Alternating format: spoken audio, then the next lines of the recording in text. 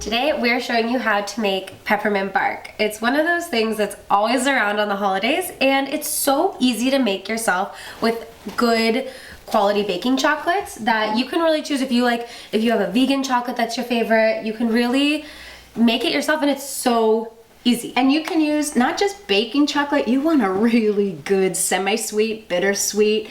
Go find your favorite chocolate bar and just melt it down, which is what we're gonna do right now. Yeah, it's so easy. So you need, obviously, chocolate and then candy canes, because what's peppermint bark without the peppermint? Yes. So my mom and I obviously have two different ways of doing this. I prefer to peel the peppermint, the candy canes, before you put it into a bag and crush it. And I just stick it all in a bag. Here, Meg, hand me the little tool that we have really quick. Yeah.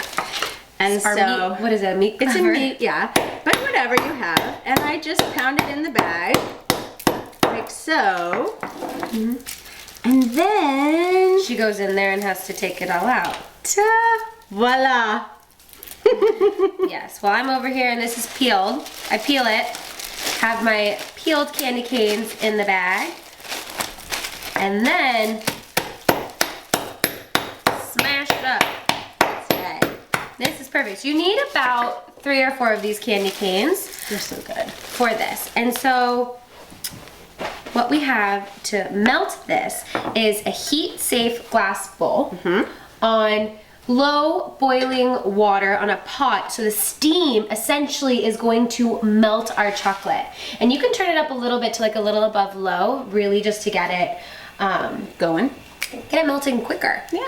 So while that's getting melted, I want to show you guys what you're going to put it on is to a baking sheet. But it's really important to make sure that it doesn't stick, is that for your tin foil or aluminum foil, you want to have the shiny side up. The shiny side is going to ensure that your chocolate does not stick to the bottom. Yeah.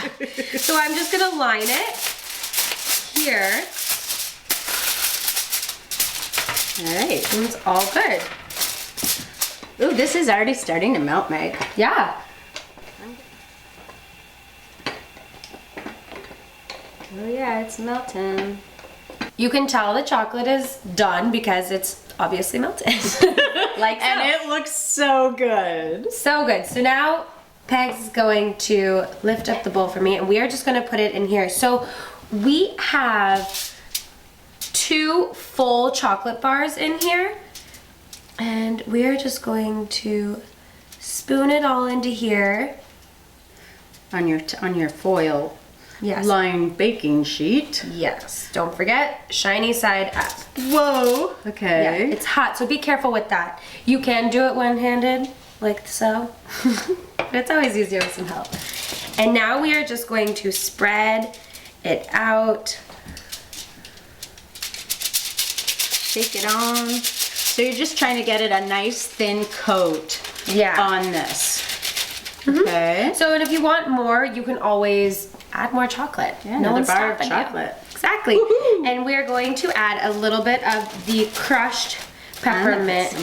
Okay, you do it then. Okay. Thanks, once it gets your hand dirty. Don't do too much though, because remember, you're gonna put a layer of the white chocolate on top of this, so you wanna do smaller chunks on this layer. Okay. And now we're going to refrigerate it for 10 minutes to let it solidify. It doesn't take very long, does it? No, just like 5-10 minutes till it's hard. Cool. Perfect. While our semi-sweet chocolate is cooling off in the fridge to harden, we are going to start heating up the white chocolate. Again, 2 full bars of white chocolate broken up.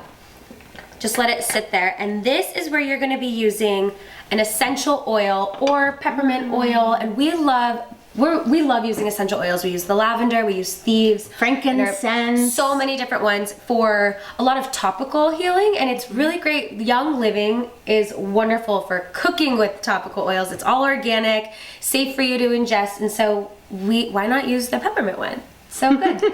So we're just gonna do a couple of shakes of the peppermint, about like a teaspoon or so, or quarter teaspoon or so of the peppermint in with the white chocolate.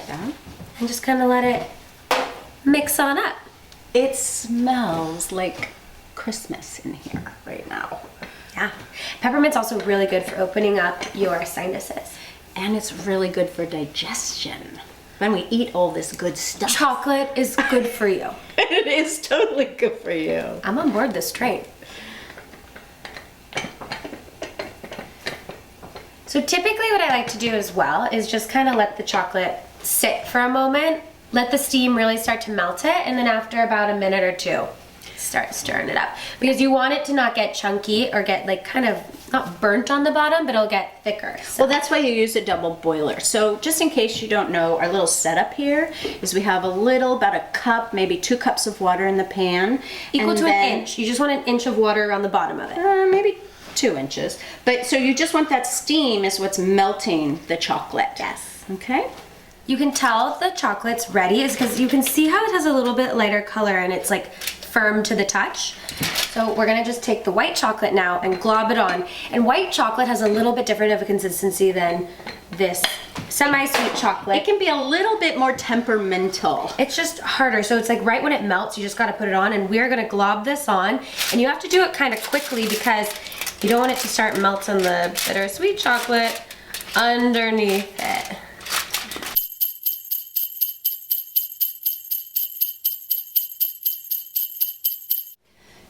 So this is where you gotta act fast because your white chocolate's gonna start melting your the semi-sweet chocolate. And now we're gonna add some candy cane crumbles back to the top of it. And this is a perfect holiday treat to give to teachers, bring to parties. Oh yeah. It's a winner. Yes, it truly is. And then you know what's really good is you can, once it cools, you can stick it into a really nice like holiday tin and bring it that way, or on a cute little plate, you know, to give your little hostess gift or teacher gift. Love it, this is perfect. Now we're gonna put it back into the fridge again for another 10 minutes and let it solidify. This part has been cooling off in the fridge, and you know it's done when you can just peel it off like this. My goodness!